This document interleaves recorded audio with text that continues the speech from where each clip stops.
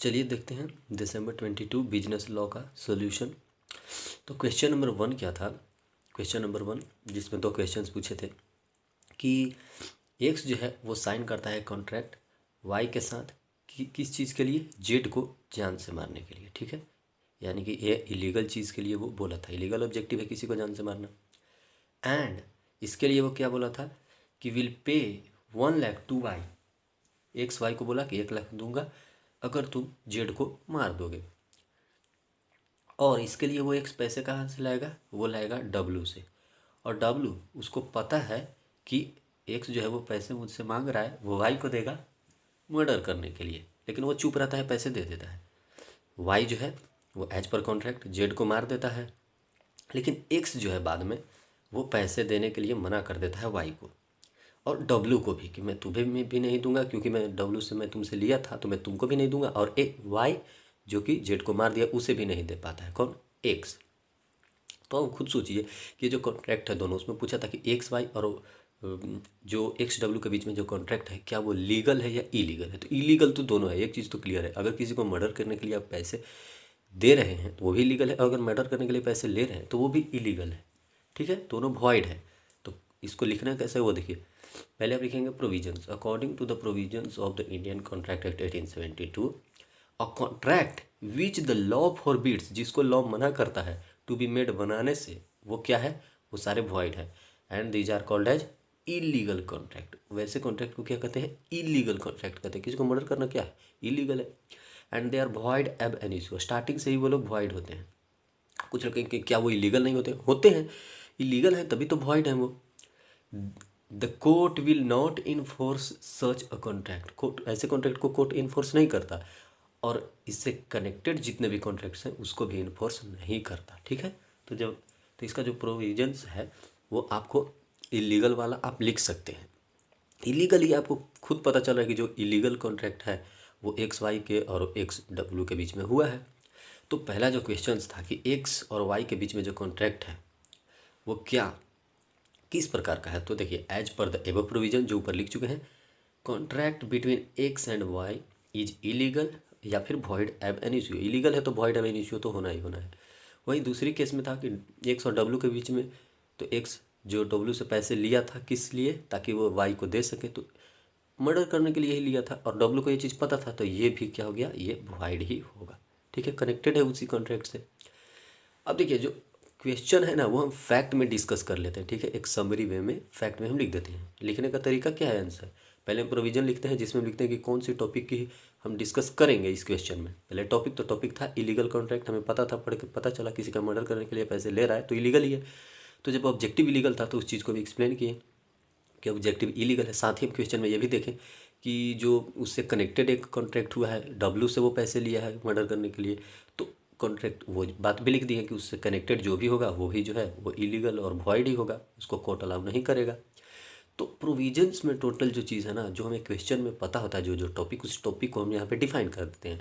और फैक्ट में totally question को हम लिख देते हैं कि हाँ क्या क्या हुआ है। और कंक्लूजन जो लास्ट में पूछा था कि दोनों के बीच में जो कॉन्ट्रैक्ट हुआ है वो कैसा है, लीगल है या इलीगल, तो उसका कंक्लूजन में हम लिख दिए कि इलीगल था। वैसे ही 1 का बी का जो क्वेश्चन है वो यही था।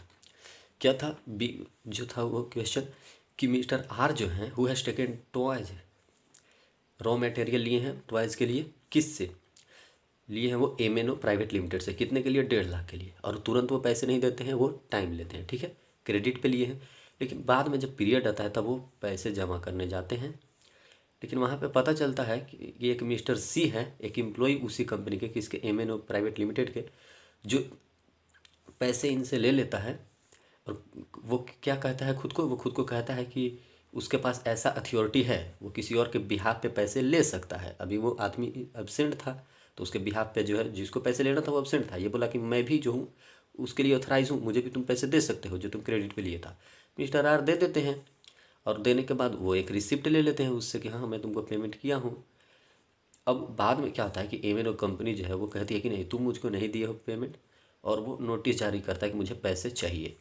तो mister R for repayment of amount, R को कहता है कि नहीं रीपे करो, तो मुझे नहीं दिए हो। इज मिस्टर आर लायबल, क्या मिस्टर आर लायबल है अभी भी? अब जरा खुद सोचिए, अब मिस्टर आर जो हैं वो एम.एन.ओ कंपनी से लेते हैं लोन, ठीक है। मान लीजिए एज ए क्रेडिट वो सामान परचेज किए। अब जब परचेज किए क्रेडिट पे, जब वो पैसे देने गए तो उसी कंपनी के किसी एम्प्लॉय को दे दिए। एम्प्लॉय बोला कि हाँ मैं पैसे ले सकता हूँ, इतनी मेरे पास अथॉरिटी है। तो इनको कैसे पता कि किस एम्प्लॉय के पास अथॉरिटी है, किस एम्प्लॉय के पास अथॉरिटी नहीं है? ये तो कंपनी डिसाइड करेगी ना, ये तो इंटरनल अफेयर है कि किसके पास कितनी अथॉरिटी है। अब कंपनी ये चीज़ तो नहीं ना दिखाती चलती है कि हाँ देखो मेरा ये एम्प्लॉय है, ये पैसे लेगा, फिर उसके बाद दूसरा होगा जो उसके बिहाफ पे पैसे लेगा। ये सब तो नहीं करती, ये सब तो इंटरनल अफेयर है, इंडोर मैनेजमेंट का काम है। तो जो अगर एम्प्लॉय को पेमेंट कर दिया है मिस्टर आर, तो अब तो ये अपनी जो है लाइबिलिटी से मुफ्त है, ठीक है, लाइबिलिटी से एक्सपेल्ड आउट है। इसको कोई ज़रूरत नहीं फिर से पे करने की। इसको कैसे पता कि कौन सा एम्प्लॉय के पास अथॉरिटी है? अगर ये किसी भी एम्प्लॉय को दिया है और अगर वो कंपनी के बिहाफ पे लिया है तो वो सही माना जाएगा कि कंपनी ने ही लिया है, ठीक है। हाँ, अगर ये चीज़ लिखा रहता कि हाँ इसके पास अथॉरिटी नहीं है, वो खुद शो कर देता कि नहीं मुझे मेरे पास अथॉरिटी नहीं है, या फिर मिस्टर आर को पता होता इस एम्प्लॉय के बारे में, मिस्टर सी के बारे में कि उसके पास अथॉरिटी नहीं है और फिर भी वो पे कर देता, तब मिस्टर आर को जो है वो कंपनी को पे करना पड़ता। लेकिन क्योंकि मिस्टर आर को पता नहीं है कि मिस्टर सी ले सकता है कि नहीं, तो वो दे देगा और मान लेगा कि कंपनी को मैंने दे दिया है। तो कंपनी फिर से उसको इशू नहीं कर सकती कोई भी कि हाँ तुम फिर से दो। फिर से क्यों दो भाई, तुम्हारे किसी एम्प्लॉय को ही तो दिया है, और एम्प्लॉय को दिया तो इसको पता थोड़े था कि उसके पास पावर है कि नहीं है। ये तो इंटरनल चीज़ है, इंडोर मैनेजमेंट का काम है कि किसके पास कितनी अथॉरिटी है। अगर उसने कोई आउटसाइडर पे कर दिया है तो कंपनी को मानना ही पड़ेगा कि हाँ हमारी ही कंपनी में पैसा आया है, चाहे कोई भी लाया हो, हमारे कंपनी में पैसा आ गया तो वो लायबिलिटी से मुक्त है। तो प्रोविजंस कैसे लिखना है वो देखिए। प्रोविजंस क्या होगा, हम लोग साफ देखें उसमें कि मिस्टर आर पैसे लिए और फिर पे कर दिए। अब उनसे पूछा जा रहा है कि क्या तुम फिर से पे करोगे? क्यों? कंपनी उनको नोटिस जारी की कि फिर से पे करो तुम। तो उसका प्रोविजन सिंपल सा है, इंडोर मैनेजमेंट वाला। वो क्या कहेगा कि मुझे भाई इंटरनल अफेयर के बारे में थोड़े पता है कंपनी का, आप किसको कितना अथॉरिटी दे कर रखे हैं, वो पैसे लेगा कि नहीं लेगा ये आप डिसाइड कीजिए, मैं तो पेमेंट कर दिया हूँ, बात खत्म। तो इंडोर मैनेजमेंट का काम है, इंडोर मैनेजमेंट आउटसाइडर को बचाता है कंपनी से। अगर कंपनी को वो कुछ दे दिया है कंपनी के एम्प्लॉय को, तो इंडोर मैनेजमेंट उसको बचा लेता है। तो सुनिए कैसे बचाता है। As per the provision of the company act 2013, doctrine of indoor management is the exception to the doctrine of constructive notice. Constructive notice मतलब कि आउटसाइडर को नोटिस है कि किसके पास कितना अथॉरिटी है, लेकिन इंडोर मैनेजमेंट कहता है कि इस चीज़ के अगेंस्ट है। उसे कहता है कि मुझे इंटरनल चीज़ों के बारे में नहीं पता, ठीक है। कंस्ट्रक्टिव नोटिस तो एक्सटर्नल है, ठीक है, मेमोरेंडम ऑफ एसोसिएशन की बात करती है, लेकिन आर्टिकल ऑफ एसोसिएशन जो इंटरनल है, जो इंडोर मैनेजमेंट की बात करता है, वही कहता है इंडोर मैनेजमेंट कि मैं एक्सेप्शन हूँ कंस्ट्रक्टिव नोटिस के, यानी कि आउटसाइडर का जो लाइबिलिटी होता है उस चीज़ के अंडर में मैं फॉल जो वो नहीं करूँगा, मेरा लाइबिलिटी एक्सपेल्ड आउट हो जाएगा। क्यों? क्योंकि पब्लिक नोटिस जो है उसका मैं एक्सेप्शन हूँ। कंस्ट्रक्टिव नोटिस मतलब public notice. This protects the outsiders. Doctrine of indoor management क्या करता है, आउटसाइडर्स को बचाता है कंपनी के अगेंस्ट में। Who acts in good faith, जो गुड फेथ में काम कर चुका है। अब कंपनी के पास वो गया पैसे जमा करने और मिस्टर सी ले लिया, तो इसको तो विश्वास था कि हाँ सी जो है इसी कंपनी का है, इसके पास अथॉरिटी होगा ही होगा। It says that a person who deals with the company are not bound to inquire into the regularity of the internal affair of the company। Internal affair जो है कंपनी का, उसमें कोई ज़रूरत नहीं है किसी आउटसाइडर को इंटरफेयर करने की। आप पैसे लिए हैं, आप पैसे चुपचाप दीजिए और जाइए, चाहे आप किसी भी एम्प्लॉय को दीजिए। अगर वो ले रहा है तो कंपनी के बिहाफ पे ले रहा है तो कोई दिक्कत नहीं है। तो केस लॉ जो है the Royal British Bank versus Turquand, ये भी आप लिख सकते हैं। देखिए केस लॉ में सबसे ज़्यादा इंपॉर्टेंट ये रखता है, दो चार ऐसे केस लॉज हैं जैसे रमैया वर्सेस चिनैया हो गया, चिनैया, ऐसा ऐसा कुछ कुछ केसेस लॉज हैं कि जिनको अगर आप लिख देते हैं तो नंबर बिल्कुल भी कटने के चांसेस नहीं होते। हम लोग पढ़े थे कि इंडोर मैनेजमेंट जो है वो रिलेटेड है the Royal British Bank versus Turquand से। अब फैक्ट में क्या हुआ वो लोग हम सब कुछ जानिए चुके हैं। अब प्रोविजन में तो सब कुछ लिख दे कि हाँ इंडोर मैनेजमेंट जो है वो आउटसाइडर को बचा लेता है। अब वही पूछा था कि क्या आर से पैसा अभी भी लिया जाएगा? नहीं लिया जाएगा। As per the above provision mister R is no longer liable, वो लायबल अब नहीं रहे। Since he can not interpret the internal affairs, वो इंटरनल अफेयर्स कर ही नहीं सकते। And authority of the companies employ, company employ की अथॉरिटी में वो कोई इंटरफेयर नहीं करेंगे। वो कंपनी के पास आएंगे, अगर कंपनी या फिर उसका एम्प्लॉय पैसा लिया तो माना जाएगा कि कंपनी ने ही पैसा लिया। फिर दूसरा में था कि जब वो रिसिप्ट ले लिए थे पेमेंट करने के बाद, अगर वो रिसिप्ट नहीं लेते तो भाई गुड फेथ में अगर वो पेमेंट कर रहे हैं तो उनको क्या ज़रूरत होता रिसिप्ट की? नहीं भी अगर वो रिसिप्ट लेते ना तो कंपनी ही लायबल होती और मिस्टर आर जो है अपनी लायबिलिटी से हट जाते, ठीक है। अब वन का जो है वो सी देखिए, जिसमें पूछा था essential elements regarding the sales of unascertained goods, unascertained goods जो है और उसका अप्रोप्रिएशन कैसे होता है, इस चीज़ का एलिमेंट वो पूछा था। तो सोचिए कि जो ऑन अ सर्टेन गुड्स होता है वो सर्टेन पहली बात की होता नहीं है, तो वो पहले सर्टेन होगा, फिर उसको डिलीवरेबल स्टेट में लाया जाएगा। अनसर्टेन मतलब क्या, जो अभी नहीं है। जैसे किसी क्रॉप को ग्रो करना है, ठीक है, अब उस पर आप कॉन्ट्रैक्ट साइन कर लेंगे, ये ग्रो करेगा तो इसको मैं ले लूँगा, तो अभी वो क्या है, अभी वो अनसर्टेन है, वो ग्रो करेगा, पकेगा, फिर वो आएगा गोडाउन में, फिर उस पर कॉन्ट्रैक्ट बनेगा, फिर वो सेल होगा, तब सब कुछ कंप्लीट होगा ना। तो उसी चीज़ के बारे में पूछ रहा है कि अनसर्टेन गुड्स के क्या क्या इसेंशियल एलिमेंट्स हैं regarding its appropriation. So if the goods are selected with the intention of using them in performing the contract with the mutual consent of the buyer and seller, then it is called appropriation of goods. बिल्कुल कोई भी goods को अगर आप select किए हैं, आप उसको सेल करने के लिए, जो भी है बायर और सेलर दोनों, तो वो क्या हो गया, वो अप्रोप्रिएशन ऑफ गुड्स हो गया। अप्रोप्रिएट कर रहे हैं उसको, आप ला रहे हैं सेल के कॉन्ट्रैक्ट में। तो एलिमेंट्स क्या क्या होगा, वो तो अप्रोप्रिएशन हो गया। Elements when the contract exists for the sale of unascertained goods. देखिए ऑन अ सर्टेन गुड्स का सबसे पहला एलिमेंट क्या है कि ऑन अ सर्टेन गुड्स के लिए कॉन्ट्रैक्ट होना चाहिए। हाँ जाहिर सी बात है, ऑन अ सर्टेन गुड्स को जब आप इसेंशियल एलिमेंट्स ढूंढ रहे हो तो पहले तो कॉन्ट्रैक्ट होनी चाहिए ना, कि हाँ कॉन्ट्रैक्ट है भी। ऑन अ सर्टेन का नहीं हो सकता कि सर्टेन गुड्स का हो, तो ऑन अ सर्टेन का प्रोविजन आप थोड़े लिखेंगे। तो सबसे पहला काम क्या है कि ऑन अ सर्टेन गुड्स का जो है वो कॉन्ट्रैक्ट होना चाहिए। दूसरी बात क्या होनी चाहिए, when goods conform to the quality, जब वो क्वालिटी में आ जाए, एंड डिस्क्रिप्शन, जैसा जैसे शुरू स्टार्टिंग में बताया गया था कि हमें ऐसा क्रॉप चाहिए, वो हो जाना चाहिए। मतलब गुड्स जो है वो कंफर्म कर दे कि वो उस स्टेट में है जिस स्टेट में स्टार्टिंग में जो है कॉन्ट्रैक्ट साइन हुआ था। ये भी सिंपल सी बात है, होना ही चाहिए। They are in deliverable state, अब वो डिलीवरेबल स्टेट में होने चाहिए। किसी क्रॉप पे अगर आप किए थे कि वो ग्रो करेगा तो उसको मैं परचेज कर लूँगा और तुम सेल कर देना, तो वो डिलीवरेबल स्टेट में हो तो जाए पहले, फिर क्या हो, उसके बाद दोनों पार्टी खुद का एसेंट देंगे अपना जो है कि हाँ मैं उसमें रेडी हूँ या नहीं हूँ, एक्सप्रेस या इम्प्लाइड, बिफोर और आफ्टर, हाँ कभी भी दे सकते हैं। The appropriation as per the contract sign, कभी भी दे सकते हैं। तो सिंपल सा बात था कि इसेंशियल एलिमेंट्स क्या क्या थे कि कॉन्ट्रैक्ट जो है वो होना चाहिए ऑन सर्टेन गुड्स का। ऑन सर्टेन गुड्स का सबसे पहला एलिमेंट है। दूसरी बात कि जो गुड्स है वो जैसा स्टार्टिंग में डिस्क्रिप्शन दिया गया था कि हाँ ऐसा गुड्स होनी चाहिए, ऐसी क्रॉप होनी चाहिए, वैसा होगा, ठीक है। तीसरी बात, उनको डिलीवरेबल स्टेट में लाइए। जब डिलीवरेबल स्टेट में हो गया तो दोनों पार्टी जो है आप लोग एग्री कीजिए कि हाँ अब हम लोग कॉन्ट्रैक्ट साइन कर लेते हैं, अब आप इसे ले जा सकते हैं और सेल मान लिया जाएगा, ठीक है। तो ये सारे इंसेंशियल एलिमेंट्स थे ऑन अ सर्टेन गुड्स का, जिसको पहले सर्टेन गुड्स बनाया जाना था, डिलीवरेबल स्टेट में लाना था। अब टू का ये देखिए, जब आप टू का ये देखेंगे जिसमें लिखा था कि agreement made out of love and affection are void agreements.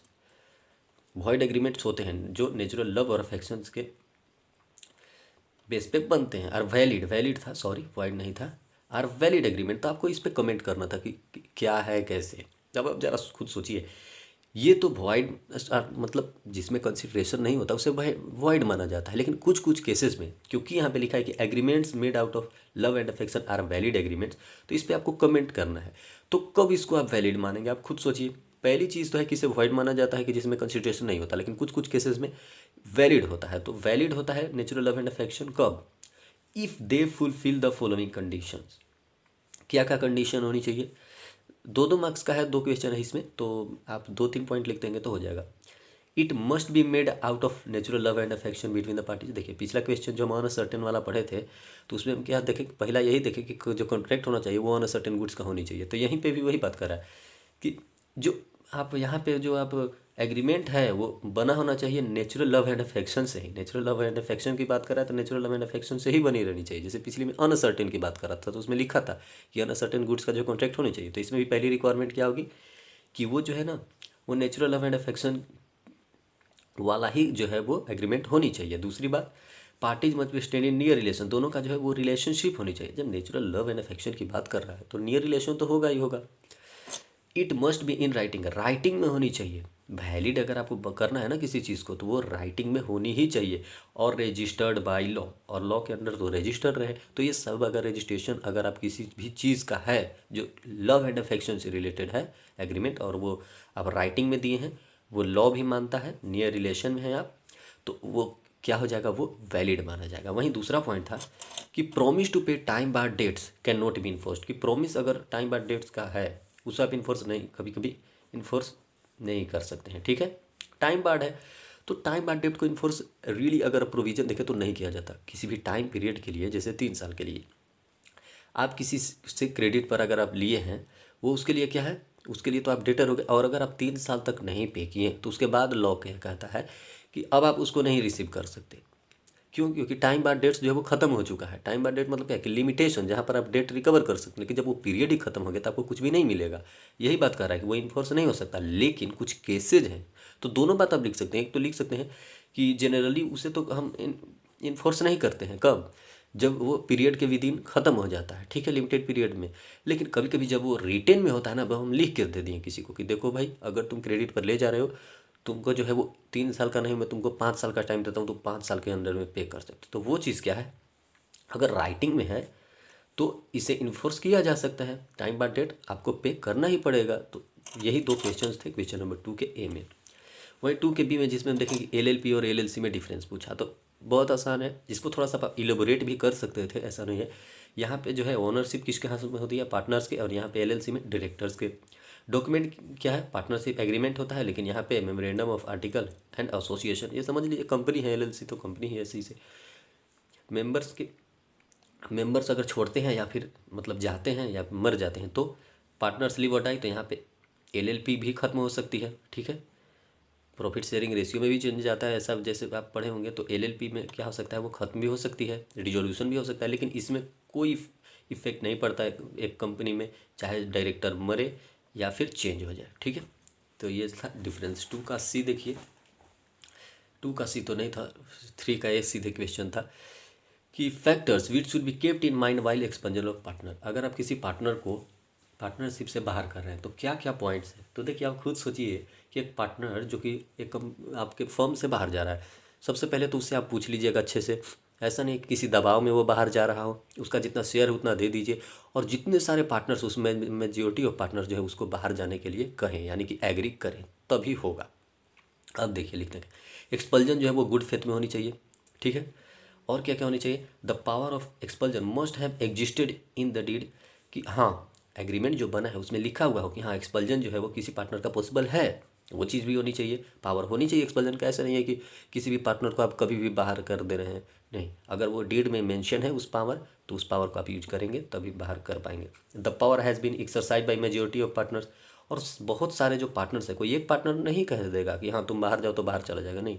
कम से कम अगर 5 पार्टनर्स हैं तो उसमें से 3 पार्टनर्स या 4 पार्टनर्स ये चीज़ बोले कि हाँ एक को जो है बाहर निकल जाना चाहिए, तभी वो निकलेगा।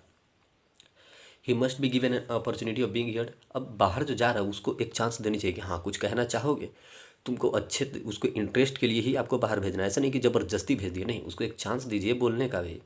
Partners must serve notice of expulsion to him, और उससे एक नोटिस भी दे कि हाँ हम लोग तुम्हें बाहर कर रहे हैं, ठीक है। और क्या, expulsion must be in the favour और इंटरेस्ट ऑफ द पार्टनरशिप। ऐसा नहीं कि उसको बाहर करने से कंपनी की बहुत बड़ी नुकसान हो जाए या फिर कुछ दिक्कतें आने वाली है, तो उस केस में आप बाहर नहीं करेंगे। वो इंटरेस्ट ऑफ द पार्टनरशिप होनी चाहिए एग्रीमेंट के अनुसार, ऐसा नहीं कि उसको कुछ दिक्कत हो जाए, ठीक है। तो इस किसी को बाहर करने का ये सारे तरीके थे। अब क्वेश्चन नंबर 3 का बी जो था उसमें क्या था कि मिस्टर वाई जो थे वो अपना मेंटल स्थिति खो बैठते हैं। क्यों? क्योंकि उनके पेरेंट्स जो है वो एक एक्सीडेंट में मर जाते हैं, और वहीं एक नेवर जो है मिस्टर एम, वो उनको नेसेसरी चीज़ें प्रोवाइड करती है। पहली बात कि वो मेंटल बैलेंस खो चुके थे, सेक्शन 12 शायद है जिसमें पढ़ना है कि मेंटल किसी इंसान का अगर ठीक नहीं है तो उसे अनसाउंड माइंड कहते हैं। एंड एल्सो सर्व्स, क्या क्या बताया, नेसेसिटी प्रोवाइड किया, और क्या किया,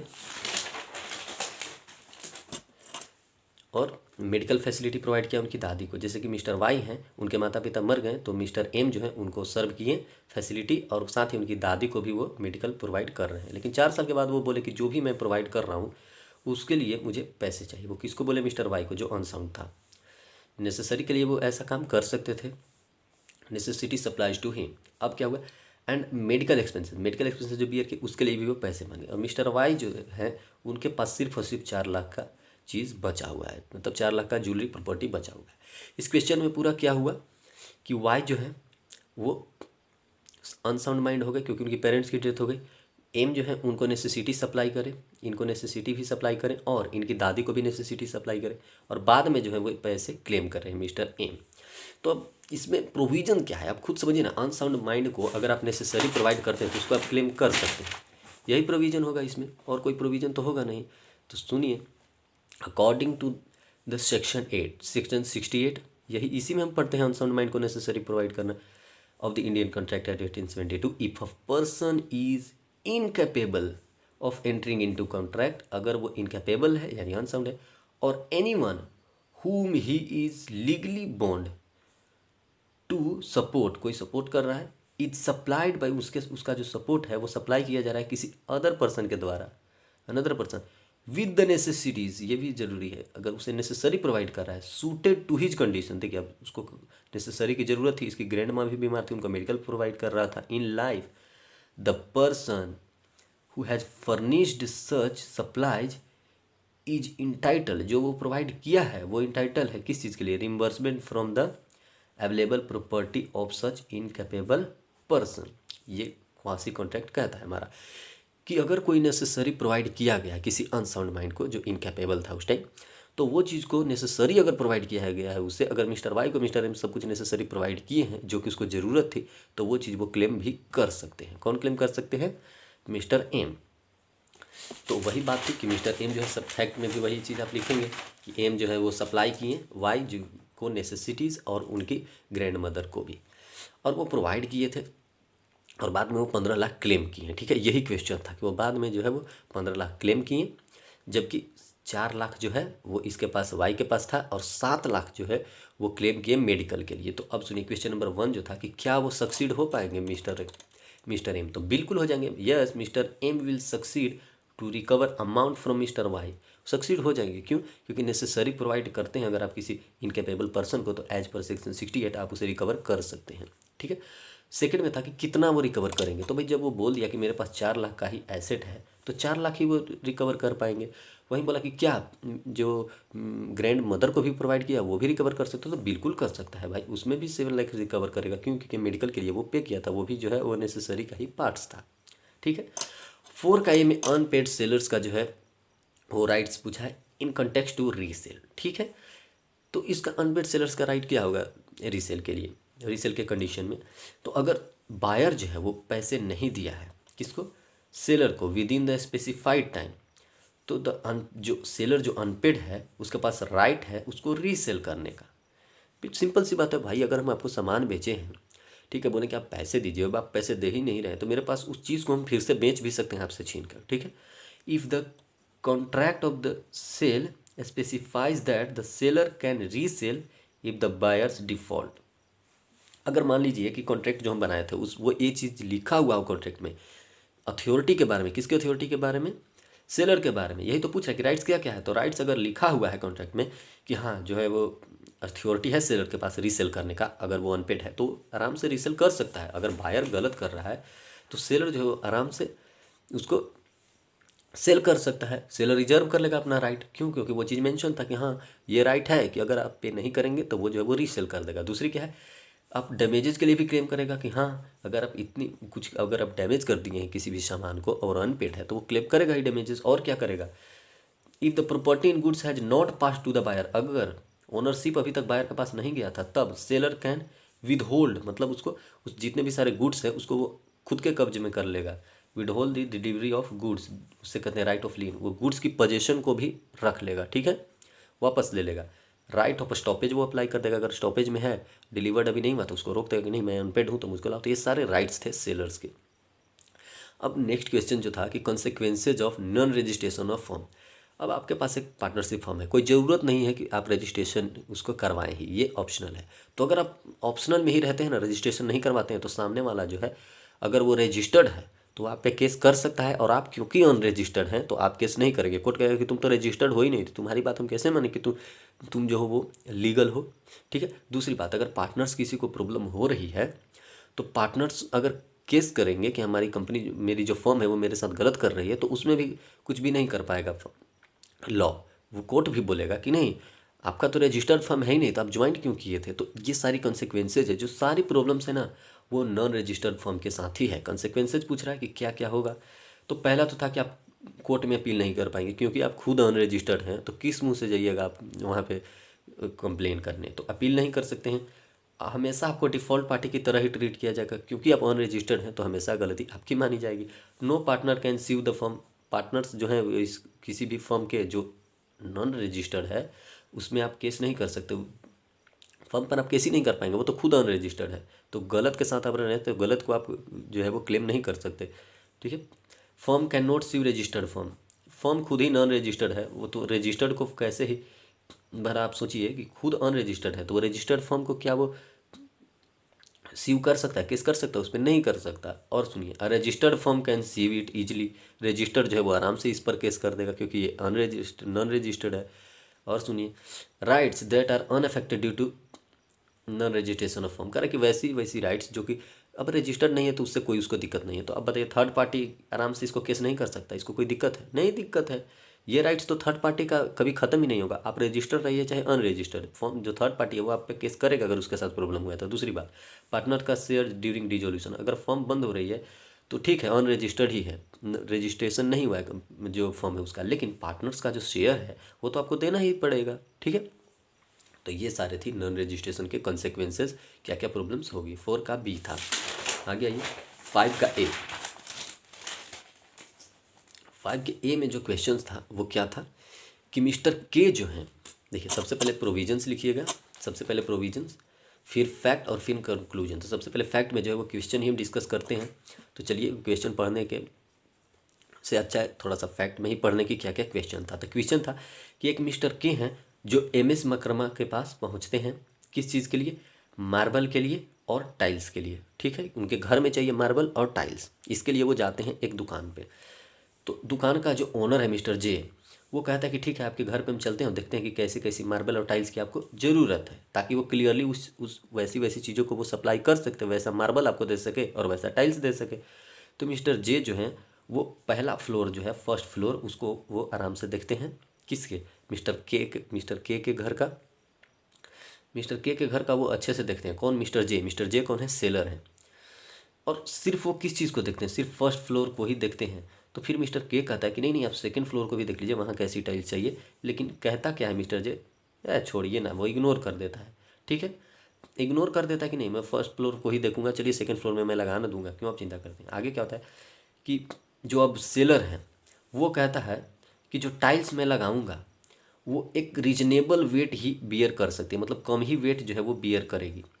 ठीक है, मार्बल जो लगाना था उसको फ्लोर पे, फर्स्ट फ्लोर सेकंड फ्लोर, तो ये जे का मिस्टेक हो गया। वो क्या किया? सिर्फ फर्स्ट फ्लोर को ही चेक किया था और सेकंड फ्लोर को वो चेक नहीं किया था। ठीक है, के जो है वो बोला ना, जैसे बायर था कि ठीक है आप सेकंड फ्लोर भी चेक कर लीजिए, लेकिन जे चेक नहीं किया। ठीक है, वो सिर्फ फर्स्ट फ्लोर को ही चेक किया था। ठीक है, जबकि के कहा था कि सेकंड फ्लोर को भी आप चेक कर लीजिए। तो यहाँ पे सेलर का डिफॉल्ट हो गया, वो सेकंड फ्लोर को जो है वो चेक नहीं किया। तो सेकंड फ्लोर में अगर कुछ प्रॉब्लम होगी तो कौन रिस्पॉन्सिबल होगा? जे रिस्पॉन्सिबल होगा, सेलर। क्यों? क्योंकि वो इंस्पेक्ट नहीं किया। वहीं जे जो था वो बोला कि जो मैं टाइल्स लगाऊंगा वो एक रीजनेबल बियर वेट जो है कर पाएगी, लेकिन अगर टाइल्स में कुछ प्रॉब्लम होगा तो कौन बियर करेगा? वो बायर मिस्टर के बियर करेगा। क्यों? क्योंकि मिस्टर जे जो है वो ऑलरेडी बता दिया कि टाइल्स जो है वो कमज़ोर है। तो यहाँ पे दो जो है वो प्रॉब्लम्स हुई। क्या? एक में तो सेलर इग्नोर किया। क्यों? क्योंकि जैसे ही बायर बोला कि सेकंड फ्लोर को भी आप चेक कर लीजिए, ठीक है, लेकिन वो चेक क्या किया? सिर्फ फर्स्ट फ्लोर, और उसे इग्नोर कर दिया सेकंड फ्लोर को। तो यहाँ पे सेलर रिस्पॉन्सिबल होगा सेकंड फ्लोर के प्रॉब्लम का। वहीं टाइल्स की बात जो है वो सेलर किया कि वो कम ही वेट उठा सकती है। अब आगे लिखा है क्वेश्चन में कि टाइल्स जो है वो टूट गई, तो कौन रिस्पॉन्सिबल होगा? सेलर तो बता दिया था कि, तो बायर रिस्पॉन्सिबल होगा। उसके बाद क्या हुआ सुन लीजिए, सब कुछ लगाने के बाद some marbles were not fitting on the second floor, तो इसके लिए कौन रिस्पॉन्सिबल होगा? इसके लिए जे रिस्पॉन्सिबल होगा। क्यों? क्योंकि वो सेलर था और उसको इस चीज़ का पता था कि सेकंड फ्लोर हमको चेक कर लेनी चाहिए। बायर भी बोला कि चेक कर लीजिए, तो जब बायर डिस्क्रिप्शन दे दिया था तो आपको उसी अनुसार काम करना चाहिए था। तो यहाँ पे सेलर रिस्पॉन्सिबल हो जाएगा सेकंड फ्लोर में प्रॉब्लम था तो, क्योंकि ये सेकंड फ्लोर को चेक ही नहीं किया था, बायर बोला था कि चेक कीजिए। और टाइल्स जो थे वो भी पार्क में ख़त्म हो गए हैवी ट्रक के लोड के कारण।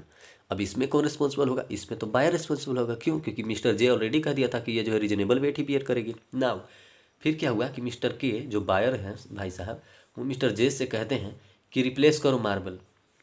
ठीक है, मार्बल तो फर्स्ट फ्लोर पे लगना था, सेकंड फ्लोर पे लगना था, तो हाँ ये चीज़ के लिए वो सही है। क्यों? क्योंकि वो बोले थे कि सेकंड फ्लोर चेक कर लो मार्बल के लिए सही है कि नहीं है, लेकिन मिस्टर जे नहीं चेक किया था। तो अगर प्रॉब्लम हुआ है डिस्क्रिप्शन के अनुसार मिस्टर जे जो है वो काम नहीं किए सेवियर टेम्पटर के अकॉर्डिंग, तो उनको पे करना होगा। लेकिन जो लिखा है कि टाइल्स एज वेल, टाइल्स के लिए भी वो क्लेम किया, क्या वो करेगा? नहीं। यहाँ पे जो है वो सेलर साहब अकॉर्डिंग टू हिम ही काम किए थे। कैसे काम किए थे? वो बोल दिए पहले ही डिस्क्रिप्शन दे दी कि भाई देखो जो गुड्स जो है, जो टाइल्स है वो ज़्यादा वेट नहीं बियर करेगा, ट्रक को पार करवा दिया। तो भाई ये तो तुम्हारी गलती है, मैं पहले ही बोला था।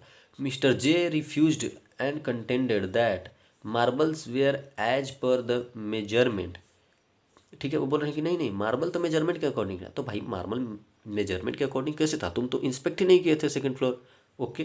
And he also said that tiles could not take heavy load. हाँ यहाँ पे तो वो सही है कि हाँ टाइल्स जो है वो ज़्यादा नहीं लेंगे। वो बोले थे कि रीजनेबल वेट नहीं ले, रीजनेबल वेट ही वो लेगा, उससे ज़्यादा नहीं लेगा। तो एक केस में जो ये बोल रहा है कि नहीं मैं कुछ भी नहीं दूंगा, मैं मार्बल के लिए भी मैं मेजरमेंट दिया था और टाइल्स के लिए भी, तो एक में तो सही है कि टाइल्स के लिए वो दिया था, लेकिन मार्बल के लिए वो कोई भी डिस्क्रिप्शन जो है वो नहीं दिया था, खुद इंस्पेक्ट ही नहीं किया था, तो बताएगा क्या? तो एक केस में सेलर रिस्पॉन्सिबल, एक केस में बायर रिस्पॉन्सिबल। वहीं प्रोविजंस में जब आप लिखेंगे तो सेवियर टेम्पटर को लिखेंगे कि according to the provisions of the sales of Goods Act 1932 सेवियर टेम्पटर मीन्स क्या? Let the buyer be aware. सेवियर टेम्पटर का क्या मतलब होता है कि बायर को जो है वो अवेयर करके रखे। लेकिन यहाँ पे क्या है? When the sellers display their goods in open market, जब ओपन मार्केट में अपना गुड्स डिस्प्ले करता है, it is the buyer who should make it a proper selection of goods. आप गुड्स को देखिए कि जब अगर सेलर दिखा रहा है तो आप बाहर, आप एज ए बायर उसको आपको सेलेक्ट करना है, आप कौन सी अच्छा है कौन सा नहीं, कौन सा आप खरीद सकते हैं। लेकिन यहीं पे देखा जाता है कि सेवियर टेम्पटर जो कि कहता है कि बायर अवेयर होगा, उसे सिलेक्ट करना चाहिए, उसका कुछ एक्सेप्शंस है। कब जो है वो सेलर जो है उसको जो है वो थोड़ा सा ध्यान देना चाहिए। कब? जब गुड्स जो है वो फिटनेस और क्वालिटी की होनी चाहिए। अगर गुड्स जो है वो फिट नहीं होगा, अच्छा नहीं होगा, तो क्या उसके लिए भी बायर रिस्पॉन्सिबल होगा? नहीं, उसके लिए सेलर रिस्पॉन्सिबल होगा। और क्या? Good purchased under the brand name, अगर ब्रांड नेम है और गुड्स वैसा नहीं दे रहे हैं, आप आपका एक ब्रांड है और उस ब्रांड के अनुसार गुड्स नहीं दे रहे, तो कौन रिस्पॉन्सिबल होगा? सेलर। अगर सैंपल दिया है कोई बायर तो आप सैंपल से दीजिए, नहीं तो आप रिस्पॉन्सिबल होंगे। मर्चेंटेबिलिटी होनी चाहिए।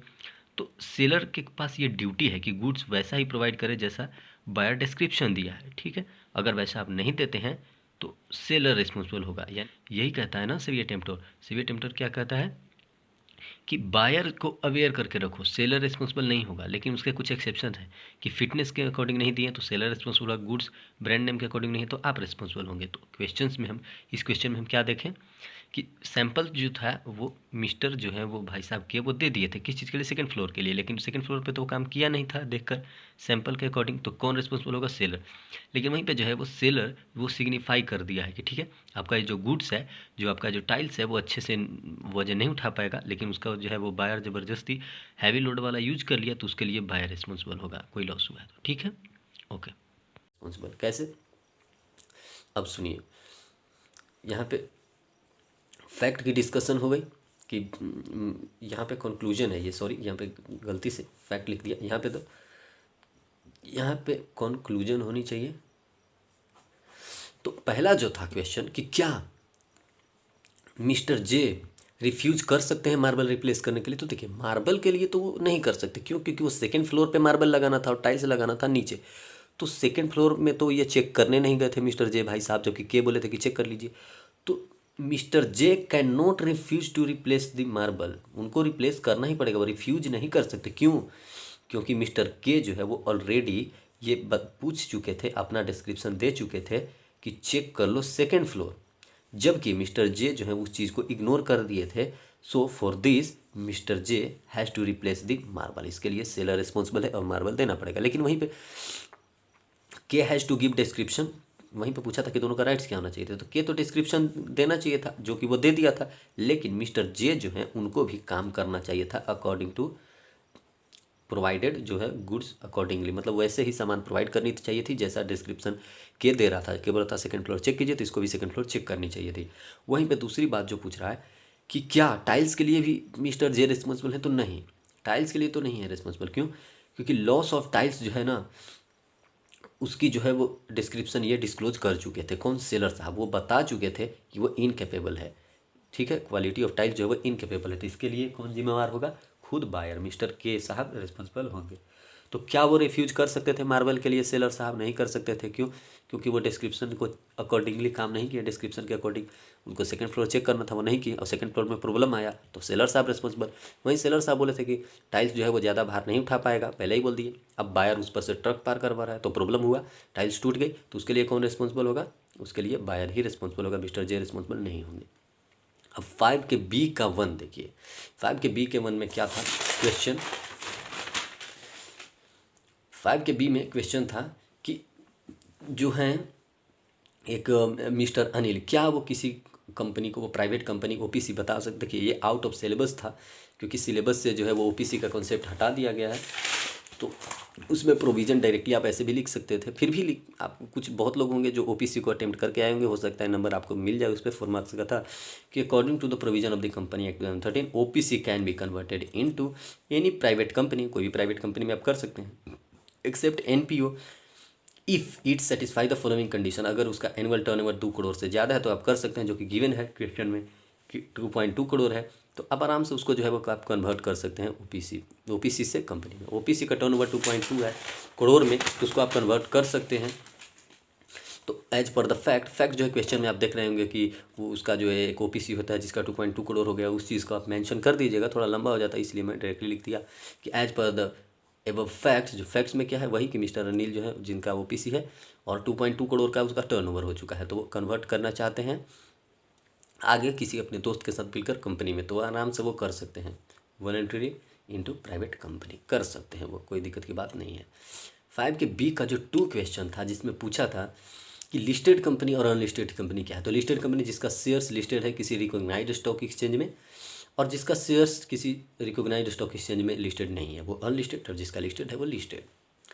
अब नोवेशन और अल्टरेशन में डिफरेंस पूछा था। तो नोवेशन का मतलब समझ लीजिए कि कोई भी जो एक होगा ना वो कॉन्ट्रैक्ट वहीं पे जो है वो चेंज हो जाएगा, ठीक है, सेकंड वहाँ पे आ जाएगा। एक कॉन्ट्रैक्ट पुराना है और एक कॉन्ट्रैक्ट जो है वो दूसरा आ जाएगा उसकी जगह पे, लेकिन यहाँ पे सिर्फ एक ही रहेगा, इसमें कुछ चेंजेस आएगा, ठीक है। आपके पास एक कॉन्ट्रैक्ट है, ठीक है, उसमें आप कुछ प्रोविजंस लाना चाहते थे तो आप क्या किए, सीधे उसको हटा दिए और नया साइन कर लिए। पहला ऑप्शन था आपके पास तो वो हो गया नोवेशन। दूसरा आप सोचे कि नहीं जो है उसी में चेंजेस कर देते हैं, वही कॉन्ट्रैक्ट रहने देते हैं, तो वो हो गया अल्टरेशन। जैसे नोवेशन में क्या होता है कि न्यू कॉन्ट्रैक्ट सब्सटीट्यूशन होता है, नया कॉन्ट्रैक्ट आ जाता है, ओल्ड वन खत्म हो जाता है, ठीक है। लेकिन इसमें सिर्फ टर्म्स एंड कंडीशन जो है वो ओल्ड वाला जो होता है हमारा जो कॉन्ट्रैक्ट उसी में हम टर्म्स एंड कंडीशन चेंज कर देते हैं, बस यही अल्टरेशन में होता है। नोवेशन में क्या होता है ऑल टुगेदर सब्सटीट्यूशन, न्यूअर आ जाता है ओल्ड के प्लेस पे, ठीक है, लेकिन इसमें कोई ज़रूरत नहीं है रिप्लेस करने की, कुछ भी रिप्लेस नहीं होता, सिर्फ इसमें चेंजेस होते हैं। 2 कॉन्ट्रैक्ट्स इसमें आप दे सकते हैं, एक ओल्ड और एक न्यू, लेकिन इसमें सिर्फ एक ही आप देख सकते हैं कॉन्ट्रैक्ट, क्योंकि इसमें टर्म्स सिर्फ चेंज कर रहे हैं, इसमें तो कॉन्ट्रैक्ट ही चेंज कर दिए आप, दूसरा साइन कर लिए। 6 का अब 6 का बी जो है वो पार्टनरशिप और को ओनरशिप में डिफरेंस पूछा है। सिंपल सी बात है, पार्टनरशिप और कंपनी जैसा डिफरेंस तो अराइज आउट ऑफ कॉन्ट्रैक्ट होता है इसमें, तभी पार्टनरशिप बनता है, लेकिन इसमें जो ऑपरेशन ऑफ लॉ और एग्रीमेंट के थ्रू बनता है कोई भी कंपनी। आगे देखिए, अब partner is the agent of the partners, हम जानते हैं एक जो है वो दूसरे के बिहाफ पे काम कर सकता है, म्यूचुअल एजेंसी है, लेकिन को ओनर्स में कोई म्यूचुअल एजेंसी नहीं है। अगर एक मेंबर गलत किया इसका मतलब ये नहीं कि सारे मेंबर्स जो है वो कंपनी के गलत ही हों, ठीक है। और यहाँ पे एक पार्टनर्स जो है गलती किया तो बाकी सारे पार्टनर्स भी गलत माने जाते हैं। इंटरेस्ट में इसको क्या मिलता है, इसको मिलता है प्रॉफिट, और यहाँ पे कोई प्रॉफिट नहीं मिलता, यहाँ पे तो कुछ प्रॉफिट नहीं मिलता डिविडेंड की केसेस है। To earn profit and engage in business is their intention, मतलब वो प्रॉफिट करे बिजनेस में है, लेकिन यहाँ पे कोई बिजनेस की ज़रूरत नहीं है भाई, यहाँ पे लोग बिजनेस करने के लिए नहीं आते हैं, यहाँ पे पैसे लगाते हैं अपना कमाते हैं, ठीक है, को ओनरशिप। 6 का सी था कि क्या एलएलसी जो है वो इनकॉर्पोरेट हुआ है इंडिया में, सॉरी बाहर में कहीं पे, और उसका प्लेस जो है जो वो इंडिया में, तो क्या वो फॉरेन कंपनी है? बिल्कुल, तो लिख सकते थे आप, डायरेक्टली लिखिए, आपको लिखना था थोड़ा सा अच्छे से, लेकिन मैं डायरेक्टली लिखा हूँ yes Mike LLC would be, उसको can be would be called as foreign company. Foreign company क्यों कर सकते हैं? क्योंकि according to the provision of the company act 2013 a foreign company is a company incorporated outside India, जो कि उसमें mention है, आप देख सकते हैं clearly, but has a place of business in India, place of business India में है, लेकिन इनकॉर्पोरेट कहाँ हुआ है? आउटसाइड हुआ है, तो उसको क्या कहते हैं? Foreign company. सेक्शन शायद 2 और 42 सब सेक्शन 42 में पढ़ना था। तो ये सारे जो है वो सॉल्यूशन थे, आगे क्वेश्चन है ही नहीं। ये सारे कौन सॉल्यूशन थे, क्विक सॉल्यूशन थे। आप देखिए अच्छी तरीके से अगर आप इस तरीके से लिख कर आए हैं, थोड़ा बहुत चेंजेस हो सकते हैं। देखिए कोई ज़रूरत नहीं है, लॉ ऐसा नहीं कहता कि कोई एक फॉर्मेट है आपका, जो प्रोविज़न आप लिख रहे हैं उसको आप किसी भी तरीके से लिखिए, लेकिन करेक्ट लिखिए, ठीक है। आप जो प्रोविज़न लिख रहे हैं, प्रोविज़न का मतलब क्या कि जो भी पॉइंट्स हैं या फिर डेफिनेशन जो कि क्वेश्चंस में रिलेटेड है, क्वेश्चन से रिलेटेड है, उस चीज़ को आप डिफाइन कर दीजिए। जैसे एक में देखिए कि necessity is provided to incapable person, तो उस चीज़ को हम वहाँ पे एक्सप्लेन किए, क्वासी कॉन्ट्रैक्ट वाला सेक्शन 68। अब जो है उसको जब आप जैसे ही प्रोविजन में लिख दिए तो बात आपका खत्म हो गया। आप दोनों केसेस देख लीजिए कि क्या कौन रिस्पॉन्सिबल होगा और कौन क्लेम कर सकता है, उस चीज़ को भी आप प्रोविजन में लिख दीजिए। क्वेश्चन आप पढ़े तो उससे आपको क्या समझ में आता है, जो पॉइंट भी समझ में आता है उस सारे पॉइंट्स से रिलेटेड प्रोविजन, रिलेटेड डेफिनेशन आप प्रोविजन के सेक्शन में डालिए। उसके बाद क्या है, आप जो है वो फैक्ट की बात कीजिए। फैक्ट में क्या आपको लिखना है कि क्वेश्चन का जो है उसी का समरी लिखना है, ठीक है। क्वेश्चन का समरी लिख दीजिए फैक्ट में, कोई दिक्कत की बात नहीं है। फैक्ट लिख, अब कंक्लूजन में यस और नो, कंक्लूजन जो है ना वो एक सेंटेंस या फिर 2 सेंटेंस में हो सकता है, जिसका आंसर आप यस और नो करके दे सकते हैं। तो ये टोटल अगर आप देखें तो एक जो केस लॉ बेस्ड क्वेश्चन होते हैं वो रिलेटिवली आसान होते हैं किससे, डायरेक्ट क्वेश्चन से। जैसे डायरेक्ट क्वेश्चन में क्या है, 7 नंबर का अगर क्वेश्चन है तो आप 7 पॉइंट लिखेंगे तो 7 नंबर मिलेगा, लेकिन यहाँ पे जो है वो क्लू मिल जाता है कि आपको किस पॉइंट से लिखना है। जैसे कुछ क्वेश्चन जो है, और वही था उसमें हम देखें कि इनकैपेबल पर्सन है तो माइंड में आ गया ना कि हाँ इनकैपेबल का डिफिनेशन पूछ रहा है। वहीं ये भी समझ में आ गया कि क्लेम जैसे ही बात नीचे लिखा कि क्लेम कर पाएगा कि नहीं, तो वहाँ से ये भी पता चल गया कि हमें ऊपर ये भी प्रोविजन लिखना है कि कब नेसेसिटीज से आप क्लेम कर सकते हैं, कब आप नहीं कर पाते, तो वो चीज़ों को भी वहाँ पे लिख देना था। किसमें, प्रोविजन में, मेन प्रोविजन ही है। जैसे ही ये चीज़ आप सब कुछ लिख दी है वो बात, तो उसके बाद अब आप आइए क्वेश्चन पे, पूरा क्वेश्चन का समरी लिखिए। उसके बाद आप यस और नो जो आपको कंक्लूजन आ रहा है वो लिखिए। तो यहाँ पे जो है वो रिलेटिवली थोड़ा सा आसानी हो जाती है। रियली डिफिकल्ट तो होता है प्रोविजन ये सब लिखना, लेकिन क्वेश्चन सब कुछ बता देता है कि कौन सा प्रोविजन लिखना है, ठीक है। आगे देखेंगे किसी और का सोल्यूशन, और अभी के लिए इतना ही।